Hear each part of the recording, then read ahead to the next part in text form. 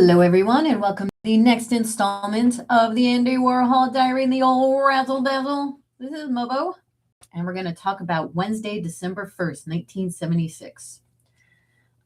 First, before we go into that, I just wanted to do a slight PFA, as we always do. That is a plea for assistance for the person or persons involved in the murder of my uncle, Charles Pancheri. He was found dead in his home on October 4th, 2011, on Green Street in Elizabeth, New Jersey. He was found on the kitchen floor of his home, left there to die by a person or persons who broke in and stabbed him to death. There was a suspicious ladder on the back of the home, which neighbors don't recall ever seeing there before. Plus, my uncle was in his 70s, so he would have no reason to go climbing up a ladder to get into his house. If you have any information, please call the Crime Stoppers hotline at 908-654-TIPS. That's 908-654-8477. Or you can go to their website, www.uctip.org. That's www.unioncountytip.org. If you have any information, I would very much appreciate it. The detective has informed me that it is currently a cold case due to it happening in 2011, but they assured me that if new information were to come forward, they would gladly reopen it. So please, if you have any information, please help me get this case reopened and have somebody else take a look at it. So we're starting off with the Andy Warhol Diary and the old Razzle Dazzle. And before we get into this, I just want to let you know that I have been sick. It started right before Christmas. And I think I said this over my last video. I was feeling pretty bad, but I made the video anyway. And then I started to feel a lot better. And then the Sunday right after New Year's Day, I woke up and I felt it was coming back again. And now I am still struggling with getting rid of this. So it's been over 10 days and this thing is still hanging on. So I'm hoping that I don't have a coughing fit in the middle of this, because now it's all in my head and I get like the tickle in my throat and then I just start coughing nonstop. I'll try to remember to stop the microphone. So if you hear silence, that's just me dying, in the background over here. So we're starting with the old Razzle Dazzle, and I just wanted to go over what the Razzle Dazzle is, because I don't think we ever talked about it before. The Razzle Dazzle is all of the extra stuff that I talk about aside from the diary entry, because honestly, I could just leave it on this title screen and just summarize the diary. But I don't want to do that. I think that's kind of boring to just summarize. Oh, Andy went here. Andy did this. He talked to this person. If you want to know who they are, you can look them up yourself. I'm very, very nosy. So if I'm going to read something like a diary, I want to know how those people associate with Andy. How are they in his life? Where does he go? How, where is that location relative to where he lives or where he goes every day? What are his routes? So I benefit because I learned something. And you also benefit because you learned something. It's not just me talking. And I have seen videos like that where they'll just leave it on a title screen and go over whatever they want to go over. But I'm a visual person. You don't have to watch the slideshow. But I think it does add something. So that's what the old Razzle Dazzle is. So we have Wednesday, December 1st, 1976. Andy opens the entry by stating he has gotten into the Christmas spirit and he began buying business gifts. While he was shopping in Bloomingdale's in the men's shirt department, he ran into Jean Kennedy Smith, who is JFK's sister, and they remarked how they both had the same salesgirl. Look at that shirt right there. That is some. Can't you picture like Andy wearing that? He's got that skibbity riz drip, and he's gaining those aura points. I even think I knew those words. Look, I wrote them down right here. Skibbity riz drip, gaining those aura points. It seems to be that as the older that you get, the less you care about some of these these slang words, the slanguage, if you will. However, if you have kids, as I do, it's really important that you at least have a clue as to what they're talking about. Because if you ever go into their Discord or you read their emails, which you should be doing, their Facebooks, social media, Insta, whatever, you need to know what these words are, just so you have an idea that nothing weird is going on, or you can kind of keep up with, if somebody's being bullied or being called names. Because if somebody called me a skibbity, I would have no idea if that's a good or bad thing, right? They say I have Riz. Well, what the heck is that, But I think it's important that you do need to know. No cap.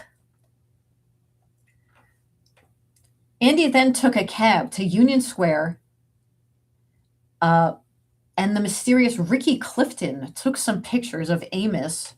So this could be Amos or Archie. It says it could be Archie or Amos. So Andy had two dachshunds. And the mysterious Ricky Clifton took some pictures of Amos dressed up like the Pope. In another session, he dressed Archie as Jacques Cousteau, and Ricky Clifton was very well known for his celebrity pet photos.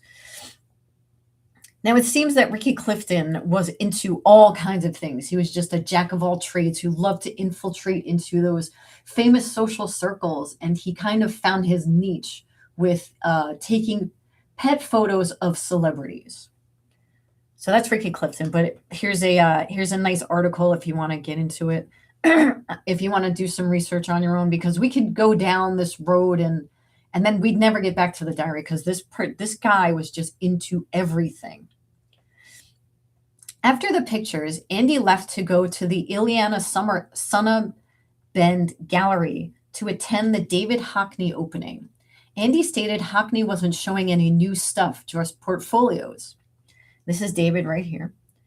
David Hockney was considered an important contributor to the pop art movement in 1960s England. He started his career by making a series of paintings of swimming pools in the relatively new medium of acrylic paints, and he used very vibrant colors. He then switched to painting portraits and was reported to have created over 300 self-portraits. In the late 90s, he was using a camera lucida, which is an antique lens-based device, which is right here. So you put a statue there, the camera sees it, and then you're able to trace the figure on a piece of paper or whatever. He created over 200 drawings of friends and family and himself using this antique lens device. I just got to put on my glasses. Hold on one second. And get a drink, so hold on one other second. So I don't start coughing. He then began to produce photo collages in the early 1980s. His photo collages were compared to the Cubist movement because of how the photos were arranged in the collage. So you can see this here. So how they're kind of put together. In 2018, he had been keeping fit, and he's still around. He's still kicking around. As of 2018, he has been keeping fit by spending half an hour in the swimming pool every morning. This exercise has helped him to keep his stamina, as he stands for hours painting at his easel. You got to keep up that exercise. And a little bit about the Illeana Sonnabend Gallery. It was named after art collector and dealer Illeana Sonnabend. Illeana was largely responsible for bringing European art to a New York City audience after her gallery opened in the 1970s. At the time of her death, her estate tax return estimated her worth to be around $876 million. This triggered a $471 million tax bill. Death and taxes, you can't escape it. The gallery is located at 420 East Broadway in Soho. And if you're not from the Tri-State area like I am, the area of Soho means south of Houston Street, not Houston Street, Houston. So that's all it means. It's a little neighborhood, and it's south of Houston Street. Andy stated that he ran into Gerard Melanga, who's right here, at the Hockney opening. Now, Gerard was a Warhol photographer, and I mentioned him in other videos. Gerard wrote to Fred Hughes, Mr. Best Dressed right here himself. He wrote to Fred Hughes. Fred Hughes was one of Andy's personal assistants, and he also ran the business side of the Andy Warhol factory or Andy Warhol Productions. Andy stated that Fred doesn't want anything to do with Gerard at this point, as there is some controversy over some electric chairs, which are pictured right here, that were said to have been done by Gerard and not Andy himself. Now, this was also a big thing with a lot of Andy's silkscreen paintings, because Andy openly said that he taught other people in the factory how to do these silkscreens, because all Andy wanted to do was go to parties and go to premieres and go to openings, and he didn't really want to be bothered with a lot of the day-to-day work. As he started getting more and more famous, he wanted to become famous for the sake of being famous. He wanted to be seen and photographed and seen in the company of very famous people, and you can't be two places at once. So he would teach other people in the factory how to do these silk screens, and it actually caused a bit of problems with people wanting their money back after they suspected that Andy had nothing to do with this process. He gave them the tools to do it, and he felt that he developed the process, so therefore it was his picture. But other people didn't really see it that way. Why would you want to spend thousands of dollars for something that Andy didn't even touch at all? So these electric chair pictures were now being resold for more and more money, and Andy wasn't getting any of the money, so he was totally cut out of it. And Fred Hughes really had a bad impression about that and didn't want anything more to do with Gerard or really anybody that was accused of doing these paintings, because he wanted to kind of like quash that rumor that Andy wasn't working on these himself. Andy thinks that Gerard just wanted a press pass, and Fred isn't interested in dealing with him, Gerard. Andy said that he didn't see David Hockney at the opening and that David must have been in another room. After the opening, Andy went home and changed for dinner at the Iranian embassy. But it wasn't the actual Iranian embassy, but it's where the UN ambassador, Mr. Hovieda, lives.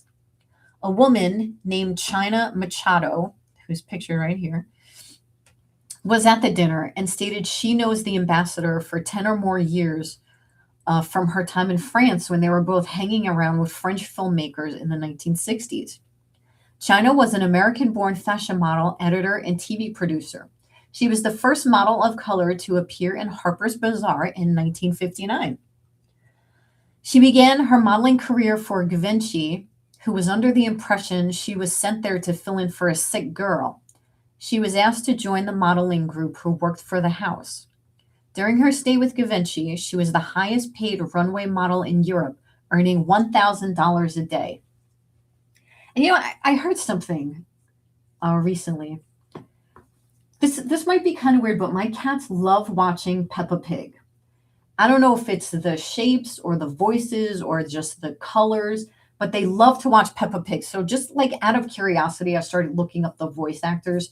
And do you believe the little girl? So there's been two, there might even be three now, because as they get older, they get replaced. So one of the voice actors for Peppa Pig gets $1,000 an hour for doing the voice of Peppa Pig.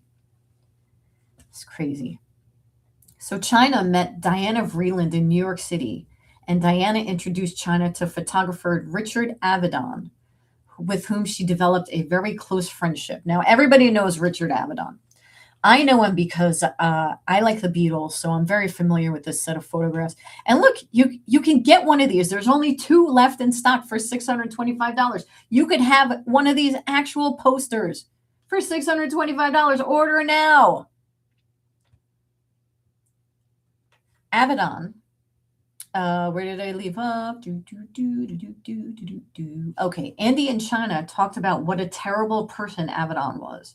China remarked that he gets what he wants out of a person and then drops them. Andy agreed with this statement, and people at the dinner started giving Andy a hard time, saying that he does the exact same thing, which is absolutely true. He gets what he wants from you, and then he either doesn't pick up the phone, or if you come visit him, he runs in the back and shuts the office door and leaves Fred and whoever's in the front to deal with them. This is very well known. Pat Kennedy Lawford, JFK's sister, was also at the dinner with a DuPont lady, and no name was given, or it was probably redacted. The DuPont woman lived next door to the embassy, and she remarked that it was nice that she didn't have to go far for a meal. Andy noted that she was also late for dinner. The DuPont woman was wearing a black dress with a jewel collar that she says always gets impounded at customs. Andy thought the food was good at the party, but was disappointed that the caviar only came around once. Andy had a discerning taste for caviar and claimed to be able to tell more expensive caviar from the cheaper one. And that's it for this diary entry. It's very short. And we just have one section left that's on this day. On this day, the Sex Pistols used profanity on TV and got them branded as rotten punks. The band Queen was supposed to appear on this TV broadcast, but canceled the last minute, so the Sex Pistols were brought on. And the number one song this week was Rod Stewart's creepy song, Tonight's the Night. And the Ruddles will always be bigger than Rod. And that's going to do it for this one. Hope you learned something. And I'll see you in the next stream. Have a great day, everybody. MUBBO.